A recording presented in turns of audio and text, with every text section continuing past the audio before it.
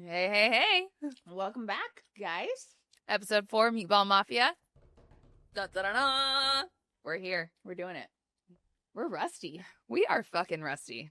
We did 3 episodes and felt like we were professionals, and now we're like, wait, what? Huh? This is actually really fucking hard. It's so hard. And we discovered we can't hang out before because we honestly did like 3 episodes and we were getting ready, the drive over here, and we had a lot of good shit to talk about. Now we're like, fuck, we're talked out. We already did it all. Is that lame of us? Nah. We got fine. We'll be better. Thanks All for right. staying, guys. Oh. All right. Something super exciting that we can't wait to talk about. Very. Laura, take it away. Okay. So we won Austin American-Statesman Fuck yes, we did. People's Choice Award Best Salon of 2025. Mic fucking drop. Which is so crazy. Really? It is crazy. Because, one, I never thought we would even, like, compete in those because I didn't think we could contend. We're just, like, I mean, we are a mom and pop shop. Yeah. We're a small business, fly by the seat of our pants, building the plane as we fly it. Yeah, literally winging it. And I think that what you said is so good to hit on is, like, the word compete. Mm-hmm. That's not who we are as a culture. Yeah.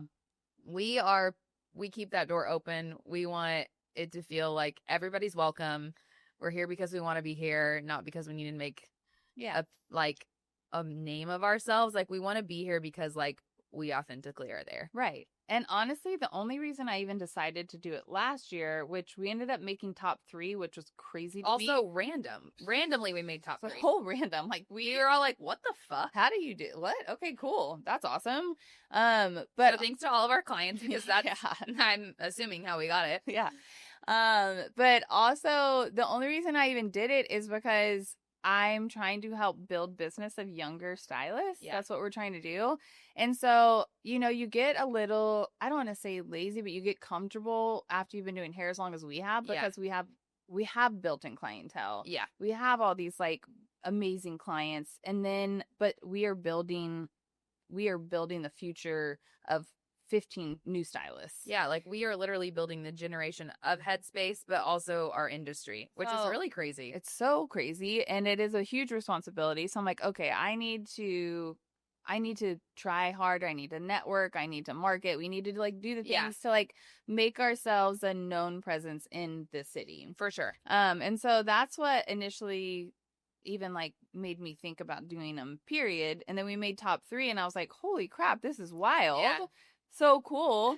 And then we went to the awards ceremony. We did all the things. And, it was interesting because I was under the assumption that, which you should never assume. Never assume. Makes an ass out of you and me. Yep. But I thought it was all small businesses. So I thought that's the level that we were competing on.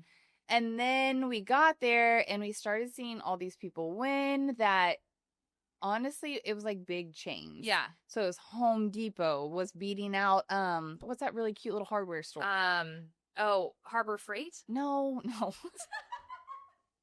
That's my dad's favorite store. That's the only reason why. That's going to drive me nuts. Okay, there's like this really cute little, like, where is it? Boutique-y hardware store off Bee Caves. They were in the running. I don't know. But were they the ones at our table? Shit, that I have a terrible memory. That also was years ago at this point. Yeah, it feels like an eternity. Yeah.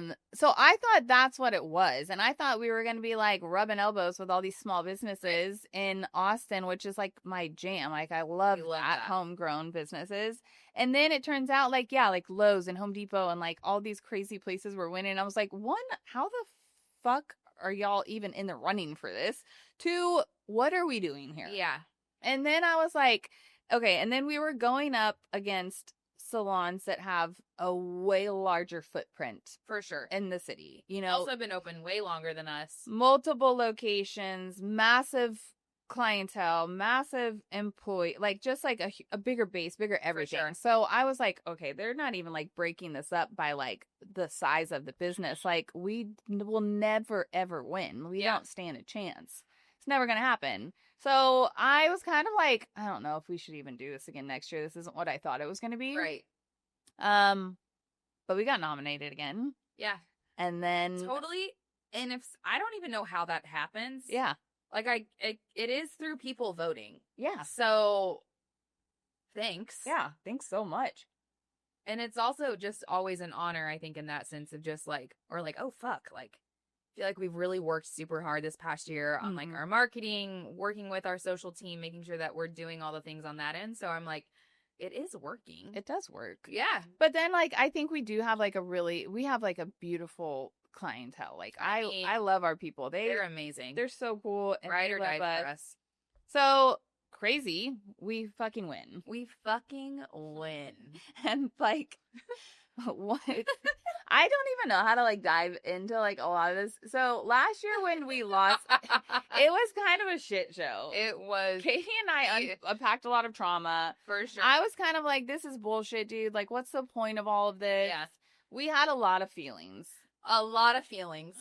Maybe one day we'll get into really where those transpired from. Yeah. But it was, I just think it was also a wild ride last year. We didn't know how to take it all. Yeah.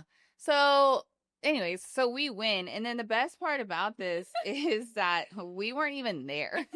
Like, I was in Portugal. Aaron is in Italy. Katie is driving back from drowning. Oh yeah, you were in New York. I had a 2-day stretch where I drove a car back. So we had like the opportunity, like you have to like buy a table and do these things to once you make it to the top 3, they let us know we were in the top 3. Yeah, like you can come buy a table or buy tickets to go to. So if you do win, you can be there to an accept award. And I was kind of like burnt out by like how it all transpired last year. So I was like, fuck that, dude. I'm not even doing it. We're never going to win. We're too small and we don't have like I just don't know that it's even possible. Right. Like how do you beat PF Chang's, you know? I mean, now we're in fucking top tier with PF Chang's. So we don't get tickets. We don't show up to the event. We just honestly kind of wrote them off, which I feel bad. They were so sweet. So sweet. Actually really fucking nice. I know. But then we fucking win. And I didn't also know, okay, so again, they're gone in Europe. I'm managing the salon by myself. I get this weird flyer in the mail and I'm like, this is totally fucking spam. It's like, says best of Austin. And then I like am finally getting to the point where I can check our emails. And I'm like, you're not going to fucking believe this, you guys. We actually fucking won. We fucking won. It's like 3 a.m. in Europe. And I'm like, I can't believe you guys are not awake now. I'm tripping out. This is fucking crazy. We won. I can't wait for you to wake up. Then Laura's sending me fucking DMs on Instagram. And I'm like, are you awake? Check your fucking phone. Messages.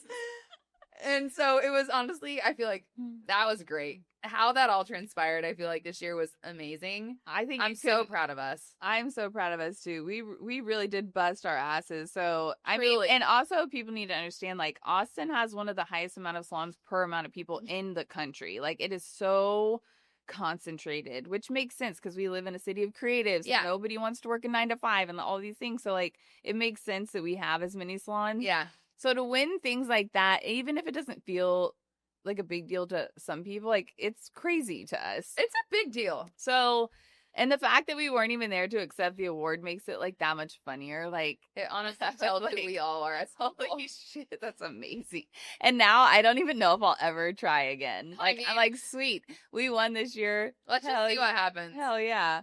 We're going to go for the Chronicle next year. I just want one Chronicle win. Since I grew up here, I'm like, a Chronicle win would be so gangster to me. That would be really cool. Like, I would love that. So, yeah, we did it, which is just fucking wild. badass. So like, cool. I'm really proud of us. Yeah, we're going to have We're going to have a team celebration at good old PF Chang's, you know? PF Chang's. Get some of that commercial we Chinese. Should treat ourselves. Oh, yeah. Totally should. Because we are right in line with I know. Oh, my God. Yeah, so that's badass. I feel like also all the girls, like, that really, like, we needed that, like, mood boost in the company. Because I think that once you get through summer, it's like that lull of weird summer. People are on vacation, kids are out of school. The girls just needed a little booster. And I think that was really exciting for them. That was cool. They were all fucking pumped. So pumped. And then, you know, like, I don't think a lot of people know how hard it was to open up Headspace. You should tell that story. Which it's so crazy. So I like touched on this a little bit with the interview we did with Brent. Yeah. So I left the salon that both of us came from. Wasn't a good fit for me anymore. I had just had Odin and just realized it wasn't a culture that like supported me as a new mom. Yeah. All of these things. Like I actually went into like early labor because I was just working myself to the bone. And I was like, I don't know that this is the life that I envisioned for myself when I chose this industry. So I left, and then I went and I started at a booth rental salon that also just was fucking chaos. Its own. Well, that is like it's its own the crazy stories. Thing. You're like, the story isn't real. I mean, that would take honestly like 3 from the first owner to the second owner to like all of the things. Insane. So anyways, like literally my second day of working there, I was like, I need to open my own business. And I come from a family of entrepreneurs. Like my whole family's in construction. They all have their own businesses. And like my dad is like one of my heroes. And he started his business. Sweet. He's, you know, shout out to Hank. Hank. He started his construction company, I think, when he was like 20 years old, maybe younger. He already had my oldest sister. And so, anyways, it's in my blood. So I was like, I just need to do this. I was told I wasn't going to do it also by a former boss. So I was like, I'm fucking doing this shit. And when you tell Laura she can't do something, if you listen to our last episode, aka the mansion she booked, yeah, she's gonna fucking do it. She's gonna do it. I didn't even really want to do it, honestly, but I was like, fuck you, I'm doing it. I'm fucking doing it. Well, and so the space I was in was crazy. And I was like, dude, this is not going to fly. Like, I need to do this. I'm going to try. Yeah. So at that point, I think Odin was, I want to say he was like 8 or 9 months old. Yeah. So I went on this path. I had no idea what I was doing. None. But I was going to do it, and I was going to do it by myself. Yeah. So I started doing all the research, started looking into funding, doing all of these things. And at that time in Austin, the commercial real estate market was nuts. I mean, Austin was a boom town. So it was being flooded by all these people moving from California, New York, and opening these businesses. And here I am, like, I'm never owned a business before. I have no financial backing, nothing. I ended up buying this app where it helped me write my business plan, and I spent so much time on that. I mean, I think it was like 30 pages. Anytime I would sit down with commercial real estate agents, I would show it to them, and they're like, Jesus Christ, I was not expecting this, which made me want it even more, because they were like, you're just like a dumb hairstylist. And I'm like, no, bitch, I've done the research, and I'm not going to do this unless I know it's going to work. Right. And I feel like your concept that you were trying to create was something that was so niche. Like, nothing really still to this day is out there like that. And so in our industry, it's people don't understand it often. Yeah. I think what you were trying to build was also just like people couldn't grasp their head around it. Right. So originally originally my plan was, and I'm going to say this now because I have no intention, honestly, on building like a salon empire. But originally my plan was I wanted to have a creative co-op space. So I wanted to have a space where people could get their hair done, and while they're getting their hair done, I wanted to also share a space with makers in Austin. So, and like part of that too is like I wanted to keep like old Austin alive. So like I wanted to have artists in there creating art, jewelry, designers creating jewelry. And so like while people's hair is processing all this stuff, they can like watch somebody create art or watch people make jewelry, and then they could go shop all these experiences.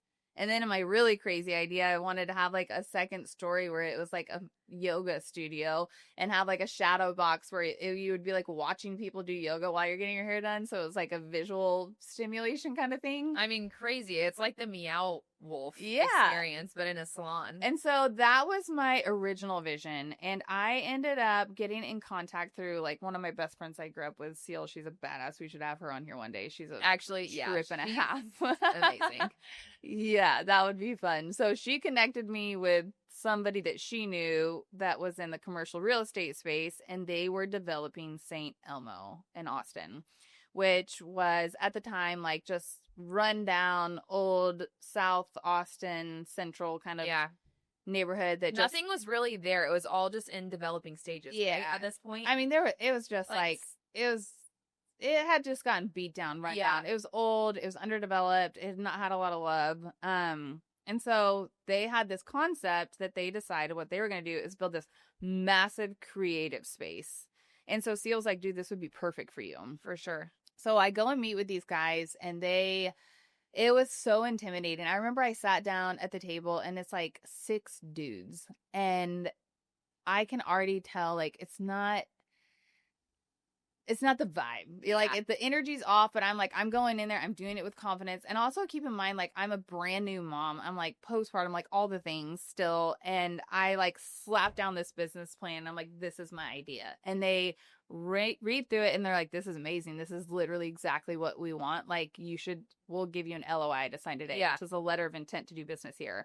And at that time, it was supposed to be a 4,000 square foot space, which is fucking massive. Any salon owners listening? And that's crazy. Just to keep in mind, at this point, I have no funding. This is just an idea, and they're like, "This is badass. You should totally do this, and we want you in here, and we're gonna use this on our deck to sell to other people to try to get them in here to build out this space." Yes. Okay, so it starts there.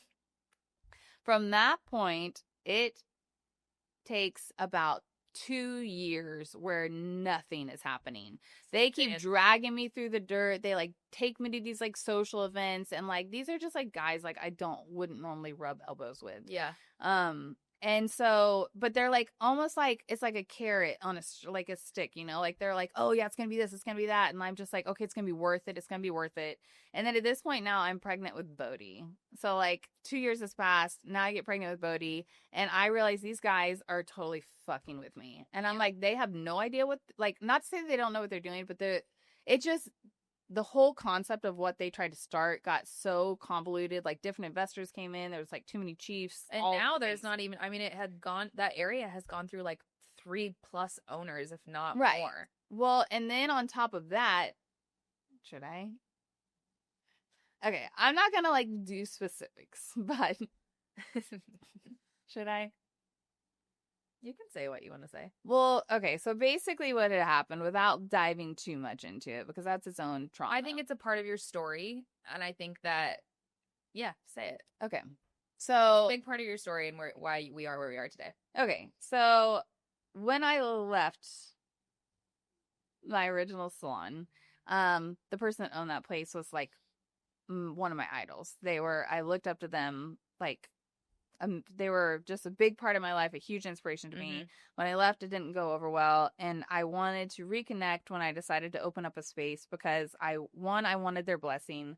2, I wanted it to feel good. I wanted it to be community. I wanted it to feel like I had their support, and that they were cool with it. Because it's weird sometimes when you like leave a space and you open up a similar business, like, or the same business. Like, I didn't want any bad blood. Yeah, and I think we've talked about too, like how intimate our profession is. It goes through the whole cycle of like your client, who you work for, the space you're in. Like, you give a lot to a space, and like I think you said it right. Of like, they were an inspiration to us when we started our careers, and it was important at that time. And I think that that's a great way to say that, and it's true. So we go out to lunch. I tell her the idea. I'm like, this is what I'm trying to create. This is the space I'm trying to create it in. Do you have any advice? Like, what can you, like, is there anything that you would suggest I do? And we leave the lunch and everything is good. They're like, yeah. She's like, totally. I'm so proud of you. This is going to be amazing. You should totally do it. Fast forward a couple months, and keep in mind, this is when St. Elmo is still kind of a shit show. Like, nothing is really happening. It's all just brewing, but like, I still really believe that this is going to happen. And I had a letter of intent to open up a 4,000 square foot space there. I mean, this had been like, you were in the thick of it. I was in the thick of it. Yeah. So, then I get calls from people that worked with me at that space, at that salon, and they're like, hey, we just want you to know before it comes out, so you don't think that we were associated with this decision, because what we think how this is being handled is wrong. And we want you to know before you find out and basically hate us for it. And they tell me that my old boss, basically went behind my back, researched the area that I had told her about, and decided that's where she was going to open up her second location.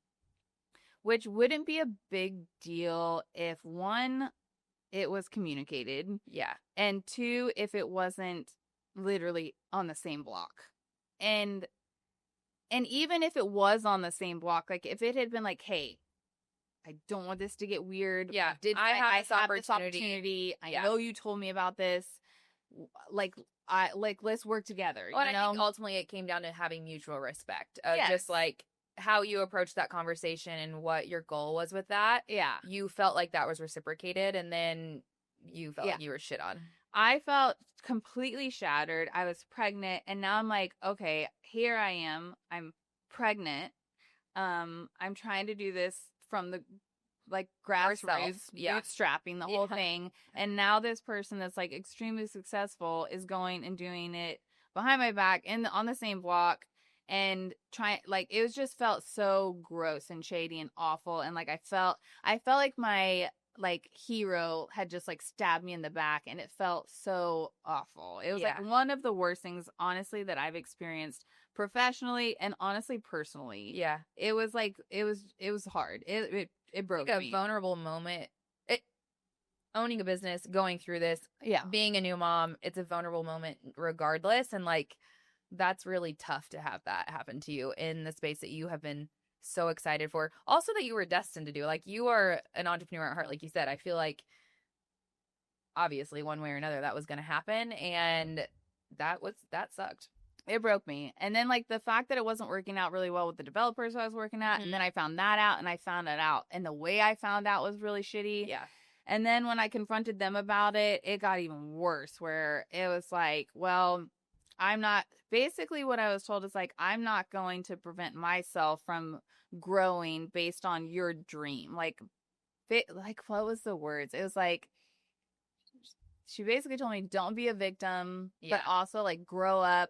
You have to understand as a businesswoman now that I'm not going to stop myself from making these amazing opportunities for myself just because you hope you might open a salon one day, is what she told me. There were the words. And I was like, wow, dude, like I knew it was bad. I didn't realize that it was that shitty. And that was really just the nail in the coffin for me, where I was like, okay, well. At that point, did you feel like you were like, fuck this, I'm not doing it anymore? Or were you like, no. Oh, no. I'm fucking gas on. Oh, yeah. At that point, I mean, I was ready, raring to go. But it was tricky, I was pregnant too. And so I was like, fuck this, fuck you, fuck St. Elmo, fuck all of this. I'm out of this whole thing. I don't want any part of that. And now I just have to pivot, and I have to redirect and do something else. For sure. So from that point, then I was like on this massive hunt to find a different space, because I wanted to have nothing to do with that whole area, any of the people involved in it. And I had just one loss after the next. Like, it got so bad. Like, I kept losing spaces because I didn't have the money that a lot of these people did, too. Yeah. Like, me and Billy almost bought a property in Wimberley, and we were going to live in it and start a salon in Wimberley Town Square, which I am obsessed with Wimberley. It was a blessing in disguise. Yeah. That didn't work out either. That fell through. Like, we were the backup offer, and then we were told we were going to get it, and then we didn't get it, and it was like all these things. Chaos and all that. Then, besides that, so it took me 3 years to find the location we're at now. And the best part of this is, like, I toured so many places, and there was this place over off Pack Saddle that every time I passed it, I was like, God, dude, like, it was a total dump. Literally, it was 2 seconds away from being condemned. The whole back half of the building was falling down. It was a total shit show. And every time I pass it, though, I was like, originally I was like, it's too small for what I wanted to do. And then when I wanted to change all my ideas, I was like, it's too big for what I think I want now. Yeah. But I just kept coming back to it. I was like, I got to go check it out. And it was funny. I pulled into the parking lot, and some girl that I used to work with came across the street, and she was like, hey, I'm just going to tell you right now, I'm in this area. You don't want to be over here. She was like, it's nuts. Don't do it. And I was like, nah, I can handle it. Yeah. So anyways, I get the number of the guy that owns the building. His name's Bob. Oh, Bob. Shout out to Bob. Shout out to Bob. I get a hold of him. He's super short. He's like not even trying, like, from a guy that's like trying to like rent. He was like, I have no fucking time for your shenanigans. Like, what do you want? And I'm like, hey, Bob, like, I really do want to check out this building. Like, will you meet me up here?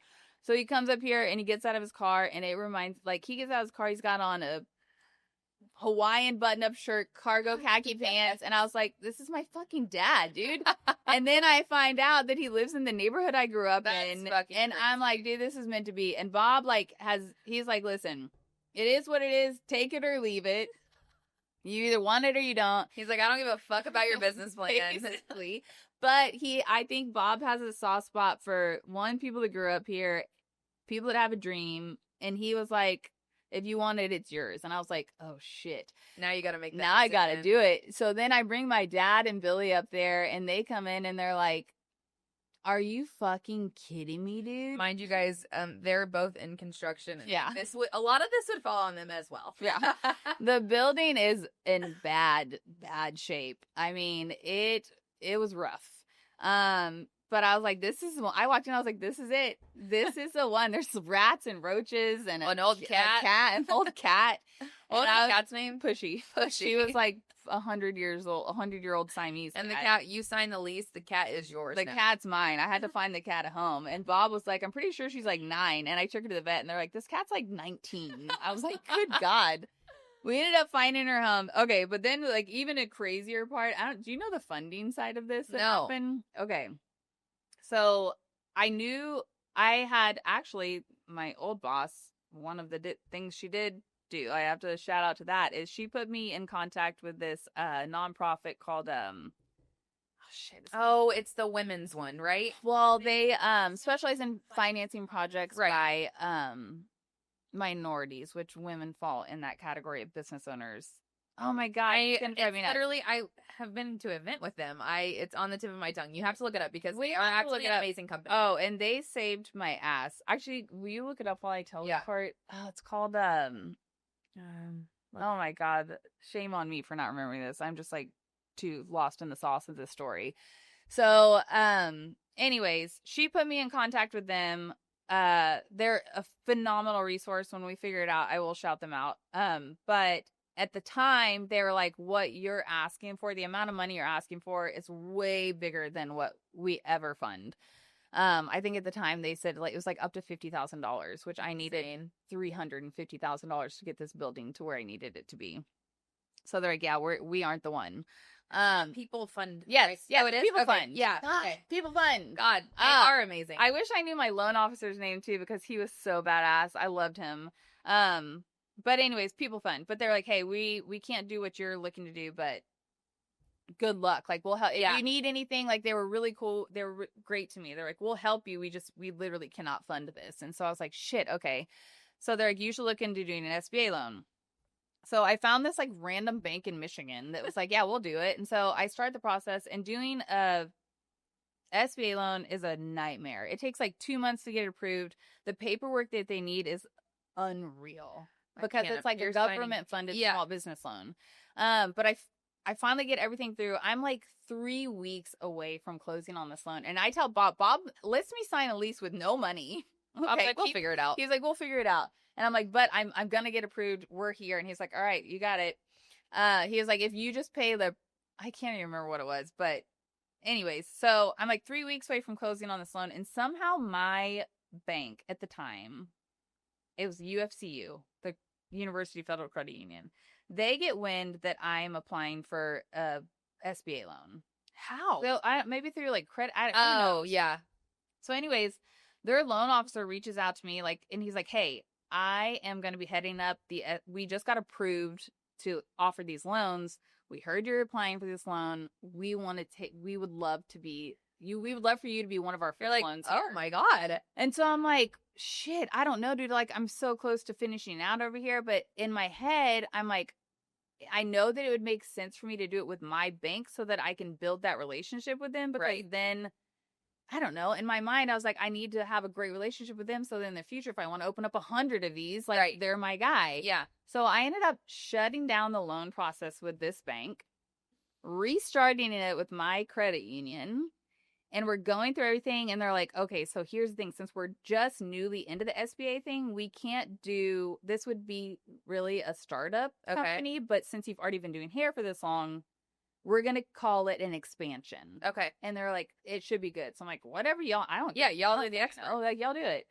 So they start everything. They get everything going. And I remember it was like a week before I was supposed to start my lease. I was dropping Odin off, I think, or Bodie. I can't remember. I was dropping the kids off at Habibi's.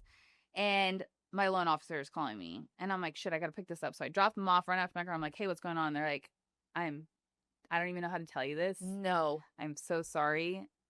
Underwriting is saying no. And I'm like, what the fuck? And they're like, underwriting is saying no because they're not getting past the point that this is a new business and it's a startup and we're not supposed to do those yet. And I was like, dude, I fucking have, my landlord has been holding off. My dad is holding off construction crews. Like, there was like this perfect storm. Yeah. This was also, you're like, this has to work. And I also moved mountains for this. And he's like, there's nothing I could do. I begged them and they're not doing it. I hang up the phone and start bawling. Yeah. Bawling. And I'm like, I just ruined my life. And now I need to tell Bob it's not going to happen. He's held onto this building for 2 months for me for nothing. And I'm freaking out. And then my loan officer, it was like the president of UFC. Somebody reached out to me and they're like, listen, we fucked up. We recognize we fucked up. I'm good friends with the people at People Fund. I'm going to put in a word for you. I know you already have a relationship with them. I'm going to do everything I can to help this happen. Even if we don't do it. People Fund comes out and like, they were such badasses. They had never processed a loan the way that they had for me for that amount of money. And they were basically like, we're going to use our own money to fund this. Wow. Do not fuck this up. Yeah. They were like, we've never done it before. We've never done this much money before, but we're doing it because we know you. We know your story. We're gunning for you. We know all the trouble you've had trying to get this. Like, we want this to happen. Wow. We're going to fucking do it. And they closed the loan in like 7 days. That's fucking. It was unreal. So they did it. We get the money, and then we have to start the build out. Dun, dun, dun.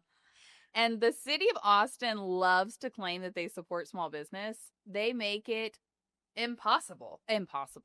They make you jump through hoops so gnarly and so out of control that it drags things out. I mean, I remember Dan's across the street was trying to open their little burger spot, and they were there for like 2 years before they finally got all the permitting done. Thank God my dad knows a lot of people in that world. Yeah. He made a lot of shit pass. But the inspector, it's so corrupt, dude. Like, people get gifts under the table. There's so much shady business that happens with permitting. And I was usually there for all of it. And I'm like, I'm not trying to toot my own horn, but I'm pretty good at making Girls never got a speeding ticket. Yeah. I can fucking swindle. I don't want to say swindle, but I can sweet talk my way. She bats her 6-inch eyelashes and she gets I'm out like, a lot. John, come on, bro. Do we really? You're a people person. Do we really need that sign there? Like, I promise I'll get it for you. Just hand me over that permit. And we were really good up until the last, like, a week before we were supposed to, like, get our final permit to open. And keep in mind, I've already hired people. People are leaving their businesses to come work for me, all these things.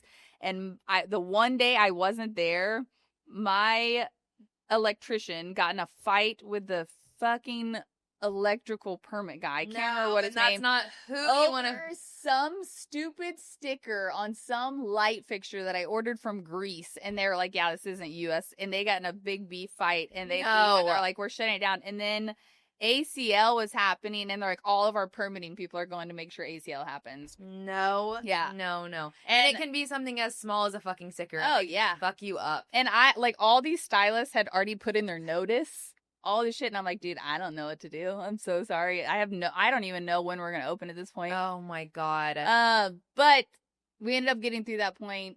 We did it. We opened. You did it. And then after that, the plot thickens. So then we are only open we ended up I have no fucking clue what I'm doing. I'm a first-time mom. I'm a first-time boss. I have all these people I hired. People are working for me, but it's like working. Yeah. I'm like, we're having so much fun. Her goal was, I love that you say this. You always said, I want to have a place that I would want to work at. And I think that, that's beautiful. And you did it. And we did it. And then a year after we opened, we had a massive party planned. Huge block party, DJs, food vendors, photo booth, all these things. The very same weekend that event was planned, we got shut down for COVID. Fucking so crazy. That was a wild time. I've never owned a business before, and now all of a sudden there's a global pandemic, and everybody's looking at me like, what do we do? And I'm like, I no clue. I'm 1 year into this. Yeah. I barely know how to pay our payroll taxes. And now I have to figure out how to navigate a global pandemic with one of the worst industries that you could have. Totally. You're touching people close to people. Yeah. The 6 feet thing, we're like, how is that going to work? So crazy. Oh my God, that was so insane. But now look at you. You just won Best Salon in Austin. It's crazy. Fuck yes. Yeah. And Proud so, yeah, now 6 years in and we're just like doing it. I couldn't have done it without you. So Hey. thank you. We got a good team going. Yeah, we got a good team. And then Erin came on too, which was crazy. So Erin also came. We're going to force her to come here to talk. Will be coming on this podcast. So Erin is a co-owner, and she was my mentor and Katie's mentor, and we all came from the same place. Yeah. And she actually came, once she left that place, she came over, and we had always, our intention was always actually to own a salon together, but from like the beginning, it was just like timing never worked out. So I finally was like, I'm just going to do it. But then Erin ended up coming to work at the salon, and then she was there for about a year before she was like, I kind of am ready to open my own place. And she started running into all the hurdles that I ran into. So I was like, dude, why are you doing this on your own? Let's just do it together. Let's make this story happen. Let's suffer together. Why not? Instead of separate. Apart. So then she came on, and now all three of us are together, which is, it's like so fun. Multi-generational family. Yeah. We're like a sorority in our literally. Yeah. And so that's how we got to where we are. God. It's still crazy. Like, I feel like since the time we opened, like, we've had every financial setback possible, then the pandemic, and then there's like economic weirdness happening in the world, and now like we're living in the world we're living in. And it's just like these last 6 years, I'm like, how the fuck are we still even open and doing this? I have no idea. It's crazy.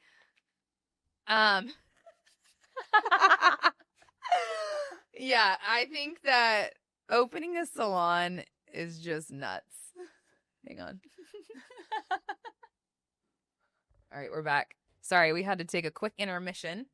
She's got a bladder of a goldfish. It's terrible. Y'all. But it is what it is. It is what it is. Okay, so back to our trio. Yeah.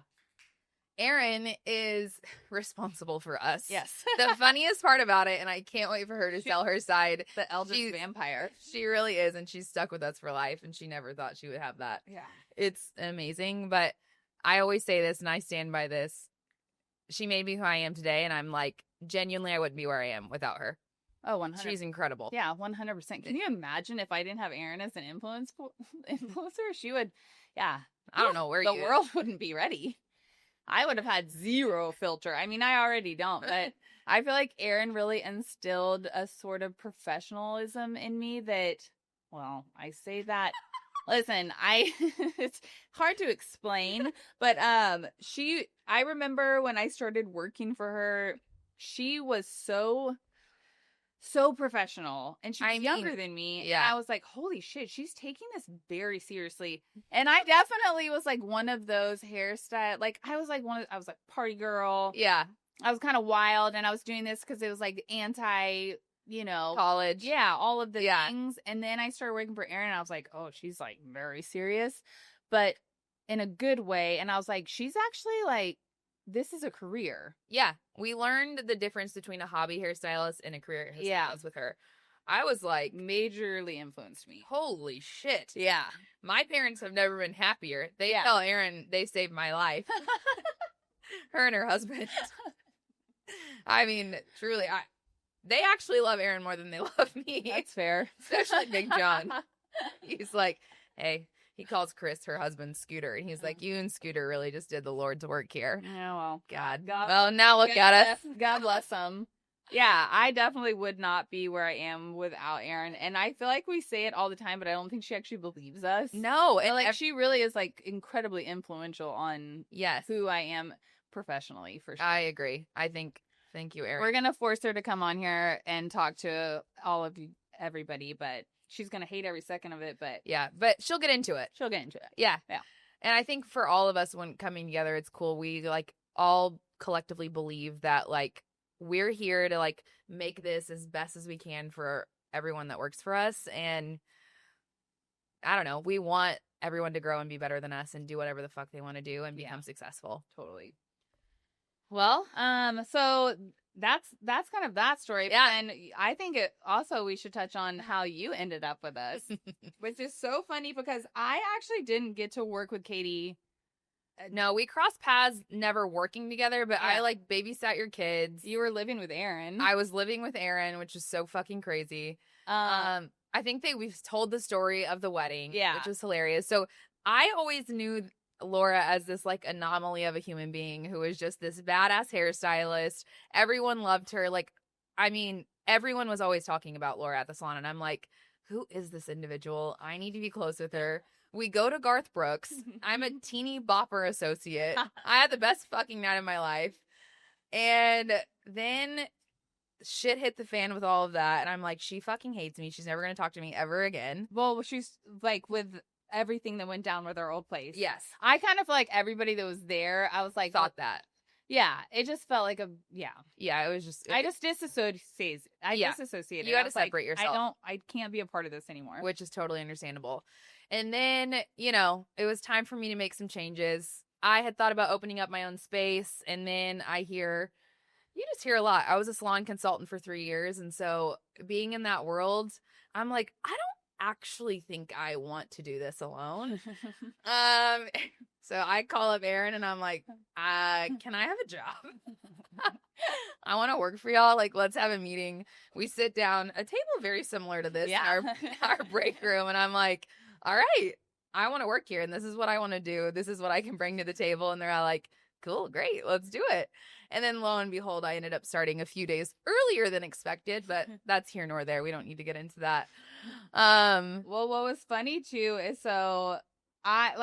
Katie and I would like run into each other here and there, like just socially and things like that. And she would babysit my kids, but like I kind of like lost track of everybody, all of the people over there.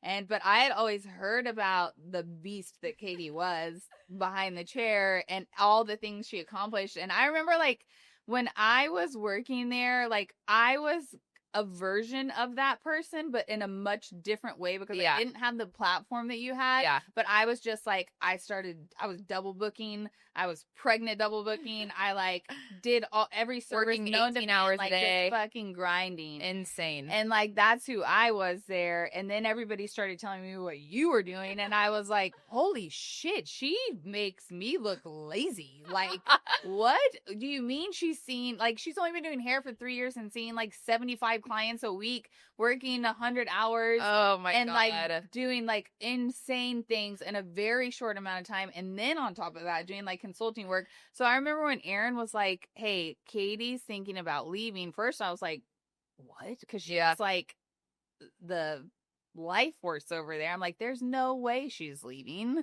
And then I was like, and also like, she can't come work here, dude. She's gonna die. I was like, I literally don't know what I'm doing still 5 years into this. Like, we can't bring Katie. She's gonna come in here. I've actually never heard this side of it. This is fucking hilarious. I was like, Katie's gonna walk in here and be like, this place is a fucking shit show. 100% hard no. Yeah. And then I remember you came in and talked to us, and I was like, are you sure, Aaron? Like, she is going to die. We have zero systems, nothing in place. And she was like, no, I think she'll help us put all that stuff in place. And I was like, if she wants to risk it for the biscuit, go for it, I guess. Oh, I just realized we're not supposed to say that anymore. I found out it means something weird. Oh, I didn't know that. What does it mean? Anyways. Well, we can't talk about it, I guess. Why did you tell me off air? Yeah. I think it means risking it for sex. Oh. Well, that's annoying because I love saying risk it for the biscuit. All the time. We say it all the time. Whatever, we're just going to say it. Anyways. We don't mean it that way, you guys. Yeah, so, I mean, I had only been at one salon company my whole career, and it's a well-oiled machine. Like, there were so many systems in place. I thrive off a system. Numbers are my jam. I was just saying on the way over here, I'm like, my brain is, like, constantly a marker board, and I am, like, mapping out my life in a math equation, and everything's following. I can make decisions. I can do all that shit quickly. And I'm like, it's going to work or it's not going to work. But most of the time, I'm like, we can figure this out, and we're going to make it work for us. So Headspace was like a new adventure for me. That was very generous. I was like, only these two women could take me on.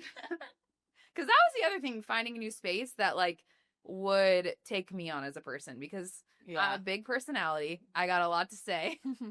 And yeah, I'm a big person. You take up space. I take up space. I'm loud. I see 3 clients at the same time. Yeah, there's just a lot happening with me, but I always say I'm like, it's controlled chaos in the best way. So that also had to be a perfect fit of like what space can accept me and what I'm going to continue to do, because it's just how I work. I don't know how else to explain it. Like when I'm telling people how I work, like not to mean this in like a weird egotistical way. I just make shit happen, and I can do a lot in the span that can do one thing. Mm-hmm. So that was important to me. And I was like, also, I feel like I need to make Aaron and I's relationship, we have been very close. I wasn't really close with Laura anymore. So I was like, I also want to make sure she's comfortable with it. That was my whole thing with that. I'm like, is Laura sure? That's what I was saying to Aaron. And also Kim. I'm like, are they sure? And they're like, everyone's sure. This is happening. Let's just see what happens. Yeah. And then shit got twisted and I ended up coming over. And now here we are like a year and a half later. March, it was a year. We're doing fun things. We're figuring it out. I mean, I feel like every day we're like, what the fuck are we doing? Yeah. And then we have cool wins. And like, I think I kept telling us, all of us last year, we're like, I think we just need a year. We need a year to cycle through all this shit. We had a lot of change. Anywhere I step, I bring a lot of change into things, I feel like. And we changed a lot in a quick amount of time. But I think that's who we are as a culture. Oh, yeah. And it's always going to be that way. And that's also our industry. It's like everything's changing by the second. Yeah. So, yeah, it was crazy but fun. And now I'm so stoked. And I just like, I'm excited to see where it goes. But now we have a podcast. That's what keeps happening. Like, just bridges keep getting bigger for us. And we're like, how are we here? I know. Starting from working a wedding, scourging for, what is the word? Scouring. Yeah. For bobby pins in your backseat. And now we're starting a podcast and I'm helping you guys run a business. It's crazy. And Katie's got like all of my crazy ideas. And she's like, no, yes, no, maybe let's try. I don't know. We'll see. Let's table that for now. Yeah. I'm like, this is perfect. And sometimes I say no and then we try it anyways and we figure it out on the other end. It's a light no. Yeah. I'm like, let's table this. We'll come back to that. It's a beautiful storm, I really think. And it's been so fucking fun. I know. I'm excited to just kind of see where everything's going and continue on this. And I feel like next year we'll have even crazier stories. Oh my God. Who knows? I mean, they keep adding too. Like, it just keeps getting crazier. I know. So stoked. That's what makes life fun. I feel like we take it really well too. Mm-hmm. We take everything softly and we're like, well, sometimes I need to freak out. Yeah. For a minimum of 15 minutes to 7 days. But then Laura's really good at calling me out in the sense of like, that doesn't fucking matter at all. And you're being crazy and neurotic. And I'm like, you're right. It doesn't matter. That's fine. You're like, let me just go take a bath. You get my red light. Yeah, I got to do my ritual. And that is the bathtub.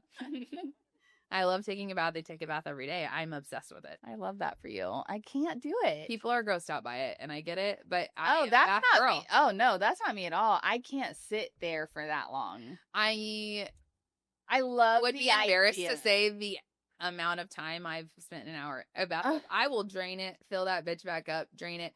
Add bubbles, add Epsom salt. Shout out to your water heater. Sometimes it's cold. Yeah, I could never do that. It's a cold plunge, a DIY. If what I really can't, besides sitting still for that long, is like my worst nightmare. I have a weird thing. It's my sensory stuff again. Katie's favorite thing to say is don't make your sensory problems my problem. I'm like, that's a you problem. I understand, but don't put that shit on me. I don't like my feet being submerged in warm water for that long. Oh, well, okay. I don't like the way they feel, and then I get hot, and then I get uncomfortable. Well, this is really interesting. I don't like the feeling of water on my feet either, so my feet are out of the tub. What about your tailbone then? Do you have a cushion? They make water cushions. No, but I should. That would only elevate my experience. But they also make slings that you can rest your feet on. I've got a simple commercial residential bathtub. Okay. But those feel like additions that would be great. Yeah. When the Kindle stand was brought into my life, that's when shit took a turn. Have you ever dropped your Kindle remote into the tub? I haven't, but I have dropped an iPad into the bathtub when I had been in there far too long. No, this wasn't the tub. This was my old stock tank pool. I had an iPad. This was before the like waterproof Kindle. Mm-hmm. I had drank probably a case of White Claw because it was all I had at my house. It was like leftover from a party. Sure. Called my sister. I'm like, hey, can you pick me up another case? I mean, I'm wasted. Yeah. It's like a Wednesday at noon. Mm-hmm. She told me no gracefully, which I was super pissed about. Obviously, worst sister in the world. Worst sister in the world. How dare she tells me no? I'm the older sister. Yeah. The eldest. Yeah. She knows and nothing. Dropped my iPad in the stock tank bowl. So then I had to invest into the waterproof Kindle. And now I've got a Kindle stand. It's a whole setup. You changed my life when you told me about that. It's the greatest gift anybody could have ever given me. So it's honestly the best thing in the entire world. I tell everybody about it. I'm like, you want to change your life for $36? It's the Kindle stand. You know, one of plus the remote. It's plus the remote. The only thing that I dislike about traveling is not having your Kindle stand. Not having my Kindle stand. You know how the tripods that we have for social media? We need a tripod. Like, we need one that folds down like that. It has to, but the weight of it, there's got to be like something. I was thinking maybe if it like clips, it could clip on the back and hang over. There are those. Yeah. But my bed frame, that wouldn't allow it. We don't need to bore. Anyway, sorry guys. We are super passionate about this Kindle stand. But everybody should get one. We should put a link somewhere. Well, I'll put a link on our story because they're honestly the fucking best. And everyone that buys them, they're like, this is life-changing. You can literally get cozy in your bed, blanket hold a blanket up to your chin. Oh my God. Have the remote under the blanket and be as snugly as you could possibly be with your Kindle stand floating above your eyes and just click it as the page turns. Yep. Long gone are the days where you have to hold a Kindle. Game changer. Oh, it's the best. It's my favorite thing. Oh, truly. I literally look forward to that moment of my day as soon as I'm driving home. It's like ecstasy for me. I'm like, I have like 39 more minutes before I can get in my bed and get my Kindle stand. I mean, it is, which is funny because people see it in my room all the time, and I think they think it's something else. Weird. Yeah, and I'm like, it's literally the most boring thing in the entire world. Also, my Kindle is attached to it. Billy, I think, also hates you for. He did say, "Why the fuck did you do this?" Yeah, but I'm in a romantic relationship with it. I guess 100%. I'm very truly my Kindle stand. It's truly the best. Okay, well, we're super passionate about that. Yeah. Sorry, guys, but you will love it too. I love how we went from the origin story of Headspace and all of our relationship to us, like, having intimate moments with our Kindle stand and getting weird. We did get weird. We did bond over books, though. I think that was our first thing. I feel like this is a great way to sign off. I do too. Everybody go get a Kindle stand. Everybody go get a Kindle stand. Let us know what you think. And then stay tuned for our next couple ones. It's going to be super exciting. We are going to start introducing interviews, which is pretty cool. We've got some good people lined up. We've got what everybody's been waiting for, Bodies by Brent. My God, is he hard to get on here. The dude has to take a nap.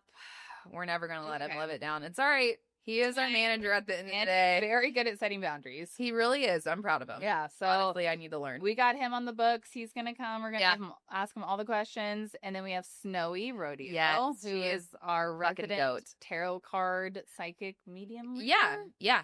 I've been seeing her for like 4 years, and she has me so fucking clocked in. So cool. It's crazy. We'll talk about it when she's on, but like she kind of like manifested the idea of a podcast. Probably what was that 9 months ago? Yeah. And then also getting into the fitness world, which we're not in the fitness world. When I say that, it's like, makes me cringe. We work out. We work out twice a week. For 3 months. It's our whole identity. Yeah. But anyways, it's so exciting. This is amazing. She's coming on, and then we're just dabbling with the idea of possibly bringing on a love coach. Yeah. And then God. We'll dive into that more of it. My hope is that we can find a love coach. I planted the seed, and do I regret it? Yeah. And I'm never letting it go. I'm like a dog with a bone now. God. Okay, my idea is that we bring on a love coach. Katie starts working with her. Oh my God. We'll just see what happens. I just say worst case scenario, we have the funniest stories in the entire Truly. I mean, my dating life, I'm telling her she has to take one for the team. And I've been with my husband for 20 years since I was an infant. So like, I'm here for it. Let's do this. I mean, I'm in. It's exciting. Do it for the plot. Yeah. And maybe I'll find a husband after that.